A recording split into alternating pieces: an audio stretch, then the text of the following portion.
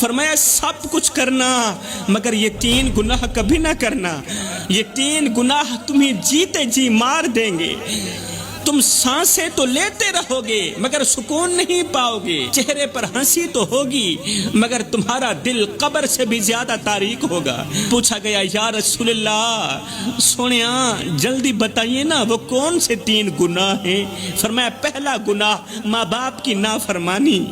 فرمایا جس نے ماں کی بات کاٹی، جس نے باپ کی بات کاٹی، اس کی قسمت رب نے خود کاٹ دی اور جڑ سے کاٹ دی۔ جس کی زبان سے بوڑھے باپ کے لیے سخت الفاظ نکلے، اس کی دعائیں آسمان تک نہ پہنچی۔ ماں کی آنکھوں سے گرنے والا آنسو تمہاری پوری نسل تباہ کر سکتا ہے۔ خدا را اپنی نسلوں کو بربادی سے بچاؤ، تباہ کرنے سے بچاؤ، ماں کی آنکھوں سے آنسو مت نکالو۔ باپ کی خاموشی اگر بد دعا بن گئی تو تمہاری دعاؤں کو آسمان پر پہنچنے کا راستہ ہرگز نہیں ملے گا۔ جس نوجوان کی رات ماں کی فکر کے بغیر گزرے اس کی صبح کبھی روشن نہیں ہوتی۔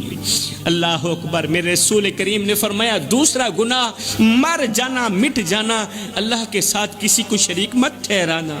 یہ وہ گناہ ہے جسے رب کبھی معاف نہیں کرے گا۔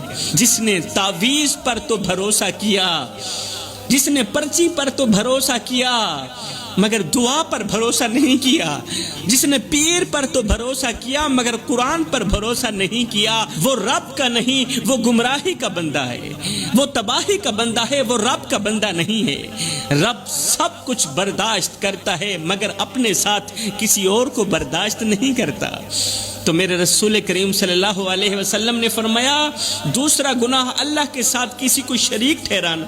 تیسرا گناہ کسی کا دل دکھانا، کسی کو دکھ دے کر خوشی محسوس کرنا، سکون محسوس کرنا۔ کسی کو اتنا مت ستاؤ کہ وہ اللہ کے سامنے تمہارا نام لے کر رو پڑے، کیونکہ جب مظلوم کی آہ عرش تک جاتی ہے نا تو ظالم کے محل مٹی میں ملا دیے جاتے ہیں، پھر طاقتوروں کے محل مٹی میں ملا دیے جاتے ہیں جب مظلوم کی آہ عرش تک جاتی ہے۔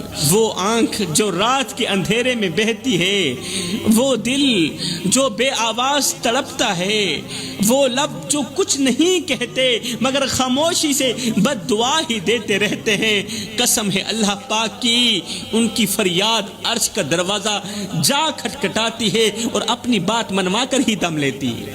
ایسے مظلوموں کا رونا، ایسے دکھیارے لوگوں کا رونا اللہ سے اپنی بات منوا کر ہی دم لیتے ہیں۔ تمہارے رویے، تمہارے الفاظ، تمہاری بے حسی ایک دن تمہارے ہی خلاف گواہی بن جائے گی۔